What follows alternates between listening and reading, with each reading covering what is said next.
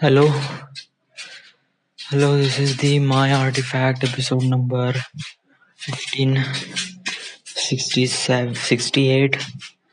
आजची तारीख आहे 31 मे 2019. आता वाजले रात्रीचे दुपारचे 12:35. या समजा जर या रेकॉर्डर मध्ये जर टेम्परेचर मोजण्याचं काही साधन असतं तर मी तुला दाखवलं असतं किंवा जो कोणी ऐकून राहिला आहे त्याला समजा जर फील झालं असतं की मी किती गरमी आता फील करून राहिलो आहे.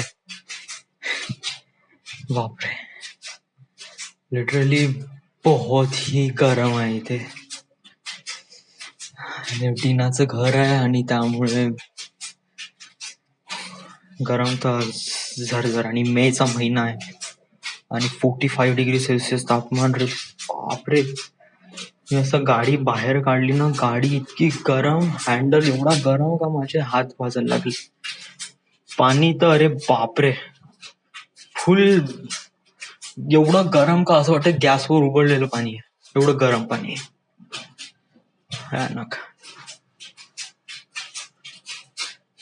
आता इथे इंडियामध्ये किंवा या स्पेशली या वर्धा किंवा महाराष्ट्रामध्ये, महाराष्ट्र नाही स्पेशली वर्धामध्ये, वर्धा, नागपूर, विदर्भ रिजन मध्ये एवढी गरमी काऊन राहते उन्हाळ्यात. Video right. ऍक्च्युली आपलं जे नागपूर, जे विदर्भ आहे ना, ते येते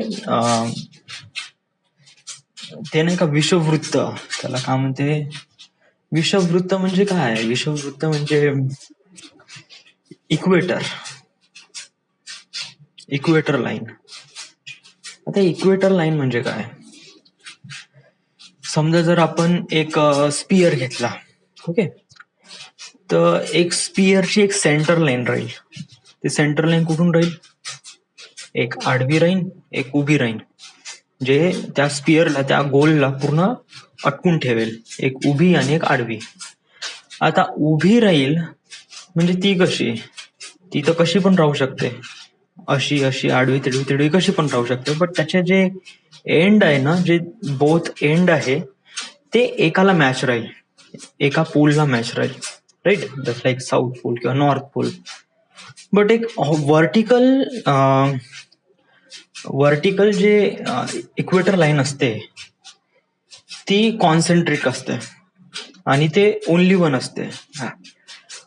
आणि आता हे मी नाही का एक प्रकारे बाय बोर्डवर किंवा असं फेस टू फेस प्रॉपरली सांगू शकतो, हे असं रेकॉर्डिंग थ्रू सांगू शकत नाही. बट एक प्रकारे इमॅजिनेशन ठरवा, ओके, की तुमच्या हातात बॉल आहे, ओके, आणि बॉलला च्या मधातून तुम्हाला एक लाईन काढायची आहे. तर तुम्ही कशी एक आडवी लाईन काढजा, ओके, तर ती आडवी लाईन झाली इक्वेटर, ओके.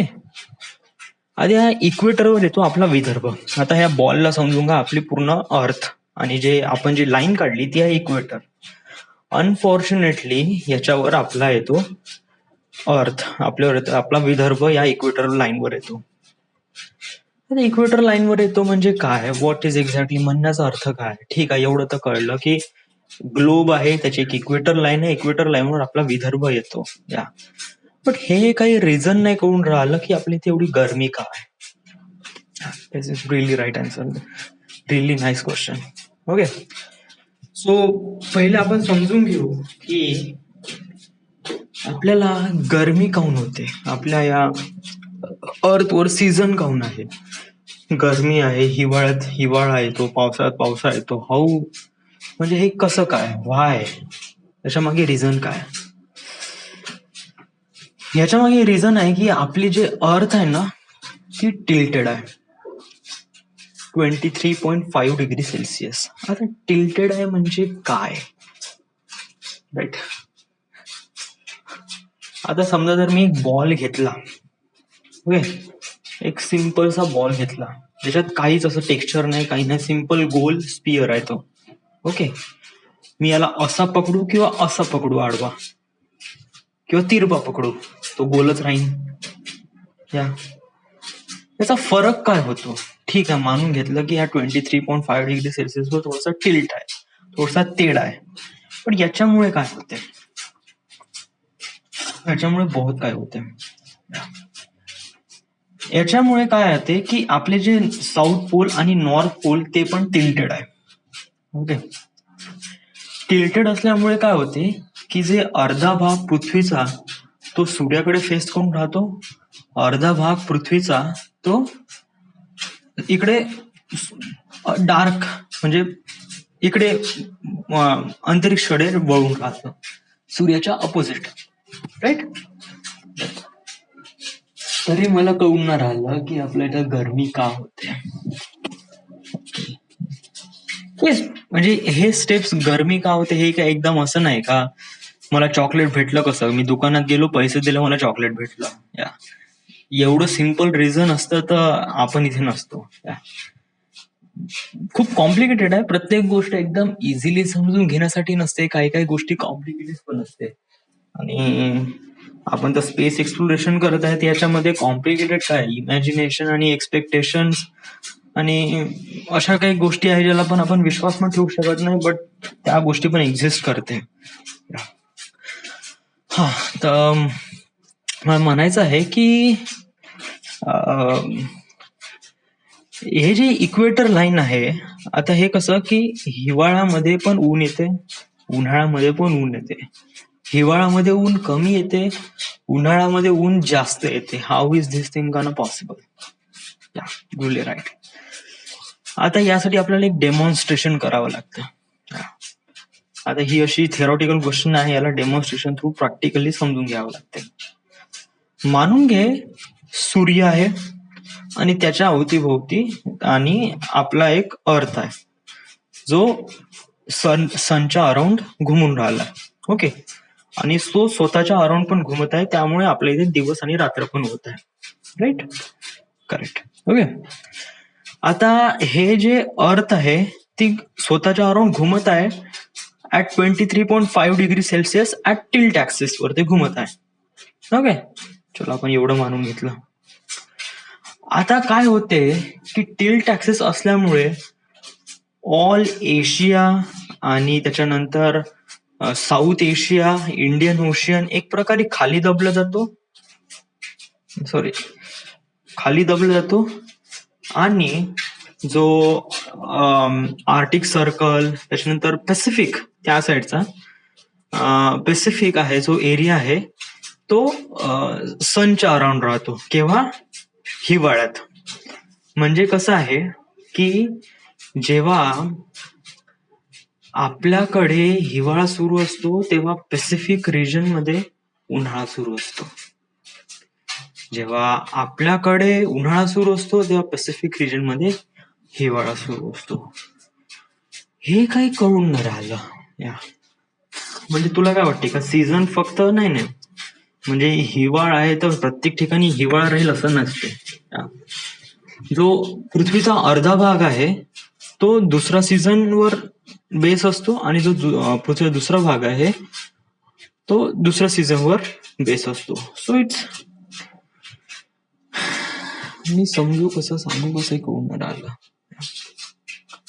तू काय बोलून का राहिलाय, तुला बोलायचं काय? I don't know. गरमी बहुत होता आणि माझं डोकं बहुत गरम होऊन राहिलं आणि वातावरण पण खूप गरम आहे. आणि मी हप्त्याबाद पहिल्यांदा मी सकाळी जेवण केलं, त्यामुळे माझं पोट पण चांगलं भरलेलं आहे मस्त. नाश्ता पण आपण नेहमी करतो, बट जेवणाचं काम जेवणच करते यार. Quite really amazing. आणि आताच मी माझ्या तोंडाला ॲलोवेरा जेल लावला आहे, जे की जबरदस्त आहे.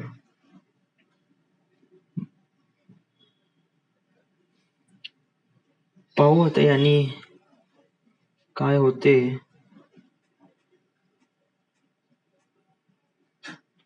स्टार्टिंगलाच तर अफेक्ट काय होणार नाही. माझ्यामध्ये ज्या कमतरता आहे ना त्याच्याबद्दल मी जास्त बोलत नाही, आणि that is really wrong thing. आपल्यामध्ये जे कमतरता आहे ना आपल्याला त्याच्याबद्दल बोलावं लागेल. आणि कसं आहे, हे कसं आपला जो चेहरा आहे याच्यावर हे मुरून गेले 5-6 वर्ष झाले कंटिन्यू आहे, जाऊनच नाही राहिले. 11वी पासून लागले ते, तेव्हापासून ते आहे. पहिले बट आता इट जस्ट वयाचं 25 झालाय, so we have to understand की चेहरा पण थोडा बहुत चांगला दिसला पाहिजे. So I am doing it. Okay.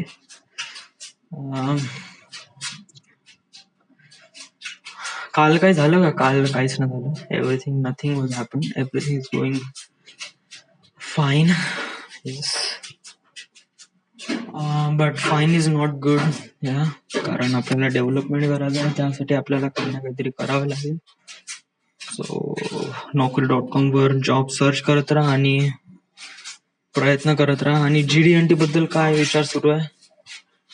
Well, GD&T बद्दल मी जो माझ्या ऑफिस मधला एक हे आहे, कलिग आहे, त्याचं नाव आहे Tushar Parate. He is from Disha engineering and he knows GD&T symbols वगैरे. सो बेसिकली मला त्या व्यक्तीपासून थोडस जाणून घ्यायचं आहे की GD&T म्हणजे काय आणि कशाप्रमाणे आपण या साऱ्या गोष्टी समजून घेऊ शकतो.